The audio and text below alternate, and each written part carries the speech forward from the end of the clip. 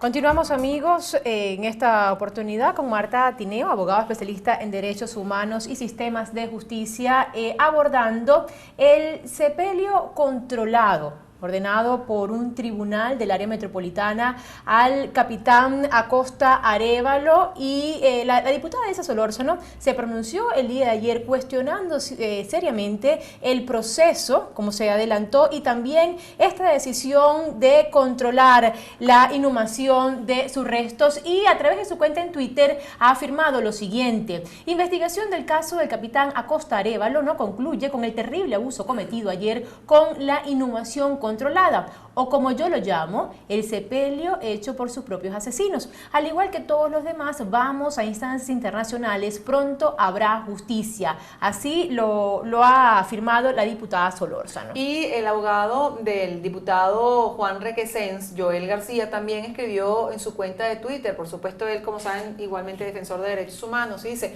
conozco la entrega controlada en casos de drogas, extorsión, secuestro, delincuencia organizada, pero en materia de cadáveres y entierros, no. ¿Cuál será la base jurídica que utilizó la juez para ordenar eso? Y aquí le preguntamos a nuestra invitada, a Marta Tineo. Marta, ¿cómo quedaría allí precisamente esa línea, no? No solamente la línea de mando de detención, desaparición forzada, presentación ante un juez, que yo me pregunto, y de verdad he sido muy insistente con esto: ¿cómo es que se le presenta a un juez un detenido en las condiciones en que está este señor? Lo llevan a un hospital, muere, ¿y qué pasa con ese juez? Es decir, eso puede quedar así simplemente: yo lo vi mal, lo remití y no busco mayor investigación. Esa línea. Y luego la otra, la que tiene que ver con los golpes que le dieron a este ser humano, a esta persona que fallece, y solamente se le imputan a los dos funcionarios de la DGCIM homicidio preterintencional con causal. Sí. En cuanto al juez. Y la juez que también dice esto, bueno, sí, la inhumación controlada. Sí, vemos cómo lamentablemente todos los órganos que hacen vida en el sistema de justicia de alguna manera han favorecido la comisión de esta multiplicidad de violaciones de derechos humanos. Lamentablemente tenemos rato insistiendo en el que el Poder Judicial se ha convertido en un brazo ejecutor de políticas represivas de parte del Ejecutivo Nacional. El juez, pues evidentemente, no obstante haber ordenado la remisión inmediata del capitán a un centro de salud para recibir la atención necesaria, debía de inmediato solicitar el inicio de una investigación respecto a lo que allí estaba ocurriendo. Eso en principio, ¿no? De otra parte, sí es importante para nosotros enfatizar, y tomando un poco como base lo que plantea la diputada Elsa Solórzano, ciertamente para nosotros somos una organización de víctimas y es importante insistirles siempre a las víctimas, no solo a las víctimas directas, sino a las víctimas indirectas, que terminamos siendo todos los venezolanos que estamos pues lamentablemente espantados ante estos acontecimientos.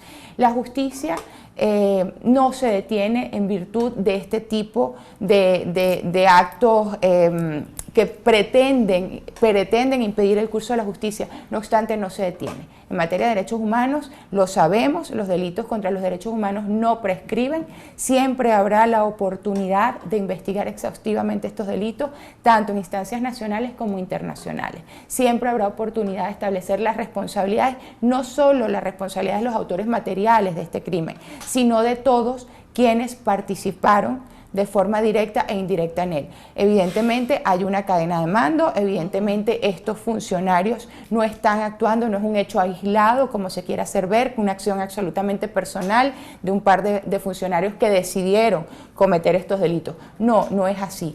El capitán estaba bajo la custodia del Estado. Todos los privados de libertad son responsabilidad, su vida y su integridad física, del Estado venezolano. De tal manera que esta imputación, que pretende de alguna manera desviar la justicia, responsabilizar personalmente a un par de personas, pues el Estado no de ninguna manera se podrá exonerar de responsabilidad, porque tiene una responsabilidad primaria. Porque se busca justamente nada más inculpar a claro, estos dos con ese delito. Sí. Eso, homicidio preterintencional con Así causal. es. Esta ha sido una práctica reiterada. Nosotros acompañamos a las víctimas de la represión y esto nos incluye a los familiares de asesinados en protesta, héroes caídos como nosotros los denominamos, y familiares de presos políticos. Y hemos visto que en los pocos casos en los que se han adelantado procesos judiciales para establecer responsabilidades, ese es el tipo de imputaciones. Tratar que recaigan solo en el individuo que recaigan cometió solamente el en el individuo, de tal manera de evadir la responsabilidad de una cadena de mando, evadir la responsabilidad del Estado respecto a estos delitos. Insisto siempre, más allá de esto, nosotros siempre podremos acudir a la justicia internacional en aras de finalmente establecer las responsabilidades no solo a los materiales directos, sino a toda la cadena de mando y las responsabilidades que desde el Ejecutivo Nacional se tienen en este sentido. ¿Qué opción tienen los familiares y los defensores del capitán en este momento? ¿Podrían solicitar una exhumación del cadáver? ¿Qué tipo de solicitud podrían hacer? Sí, seguramente ya el doctor Alonso Medina Roa y todo el equipo de abogados que acompaña a la familia lo estará haciendo o lo habrá hecho, ¿no? Presentar una denuncia formal ante la Dirección de Derechos Fundamentales del Ministerio Público. Nosotros siempre debemos agotar la vía interna, independientemente de que es muy evidente que lamentablemente, vuelvo a decir, los órganos que integran el sistema de justicia parecieran estar parcializados y hacerse de alguna manera cómplices ante este tipo de situaciones. Uno debe insistir en esa instancia porque constitucionalmente el Ministerio Público es el encargado de dirigir estas investigaciones. Entonces, al margen de presentar una denuncia ante la Dirección de Derechos Fundamentales para que un fiscal de derechos fundamentales, derechos humanos, inicie una investigación y la conduzca, independientemente de eso, podemos acudir, como lo hemos hecho desde el año 2014 hasta acá, ante instancias internacionales en búsqueda de justicia. Todos sabemos que Venezuela se encuentra, representantes del gobierno nacional se encuentran bajo un examen preliminar por la presunta comisión de crímenes de lesa humanidad ante la Corte Penal Internacional, que es la máxima instancia, el tribunal internacional en materia penal. Entonces, pues ese examen preliminar se sigue avanzando en torno a él. Ya vimos cómo se está remitiendo, como la Asamblea Nacional acuerda ayer remitir el informe del Alto Comisionado de los Derechos Humanos a esa instancia. Eso abona esa investigación. De otra parte, los presidentes que en su momento también solicitaron ese examen preliminar, el presidente Duque de Colombia y otras representantes a nivel internacional, han insistido en la remisión del informe del Alto Comisionado ante esa instancia. ¿Y por qué?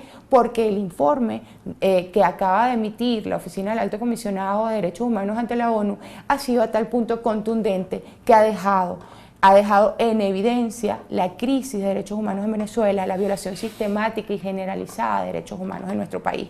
Y ese informe ante esa instancia de justicia internacional pues tiene un peso definitivamente contundente. De tal manera que más allá de las manipulaciones y atrofias que a lo interno se pretendan hacer con este tipo de casos, nosotros tenemos grandes expectativas. Sabemos que va a ser un proceso largo, sabemos que lleno de muchísimas dificultades, sabemos que además doloroso. Nosotros que trabajamos con víctimas diariamente, cuando ocurren este tipo de incidentes, vuelven a ese instante de dolor y es terrible, sienten que, bueno, que no hay esperanza, pero nuestro deber como defensores de derechos humanos es insistir en que sí lo hay y que más pronto que tarde va a haber justicia. Me gustaría detenerme allí un momento, Marta, porque precisamente representa usted a familiares de, bueno, y a personas asesinados, ¿no? Sí. Etcétera, y que están detenidos en este momento. Sí. Sí. ¿Qué recibe de ellos ahora? Ahora estos mismo, días cuando se enteran de estas cosas. Sí, ahora mismo hay una angustia, un pánico y un dolor, porque además todas esas madres se convierten en madre de todos. Cuando tienes a un hijo preso por razones políticas, cuando cada vez que lo visitas tienes testimonio de que ha sido maltratado, de que ha sido violentado en sus derechos, por supuesto hay una empatía natural y el sufrimiento de una es el sufrimiento de todas. Durante estos 12 días, la angustia ha sido terrible. Madres, esposas, hermanas desesperadas, porque obviamente este caso, y entendemos que es mucho la estrategia que se diseña desde el régimen, ¿no? Esto es un ejemplo, es una muestra, un espejo de lo que puede pasar, ¿no? De tal manera que, claro, que se generan muchísimas alarmas, muchísima angustia respecto al grupo de familiares, pero como, insisto, nuestro deber como abogados y como defensores de derechos humanos es hacerles entender que más allá de todo lo que acá está pasando, hay expectativas claras de justicia, sé que la vamos a lograr. Y sí entiendo que casos como estos tienen nuevamente que alertar a la comunidad internacional sobre la gravedad de lo que aquí está ocurriendo, entender que todas las personas que están privadas de libertad están en riesgo. Nosotros como organización hace un mes solicitamos ante la Comisión Interamericana de Derechos Humanos se dictaran nuevas medidas cautelares de protección a favor de los presos políticos que se encuentran en la sede del SEBIN. En ese momento lo hicimos con la motivación del retorno de González López como director del SEBIN, siendo que en su anterior gestión las cosas que allí ocurrieron fueron terribles. Recordemos que bajo su gestión ocurrió la muerte del concejal Albán y su regreso a la dirección del SEBIN generó muchísima angustia en los familiares porque regresa nuevamente prohibiendo visitas, incomunicando a los privados de libertad. Entonces hicimos esa solicitud. Ahora mismo vamos a salir con una nueva solicitud a favor de quienes están privados de libertad en sedes militares porque, bueno, este caso lamentablemente genera las alarmas necesarias para actuar. Muy breve, porque tenemos que despedir. Tuvimos información de que fueron sacados muchos de los detenidos en la DGCIM, no se sabe a dónde ni con qué propósito. Así es. Sí, pues la información es la misma de los familiares, porque esa es la otra tragedia, hay total opacidad respecto a estas medidas, nunca se sabe qué pasó, para qué, para dónde. Se sabía que los trasladaron y luego los familiares entendieron que fueron devueltos algunos, es decir que digamos nunca entendimos esa medida, cuál era el objetivo de la misma, pero entendemos que ya han sido devueltos. Lo que sí sabemos es que hay nueva prohibición de visita, los abogados ya tienen 2 semanas que no pueden visitar ni comunicarse con los privados de libertad que están en esa sede. ¿Con algún argumento? ¿Ah? Sin argumento. Es que lamentablemente eso es así, de repente llega el día de visita y mira, no hay visita simplemente, ¿no? No hay amparo ante esto, lamentablemente, más que la permanente denuncia que hacemos desde las organizaciones de derechos humanos.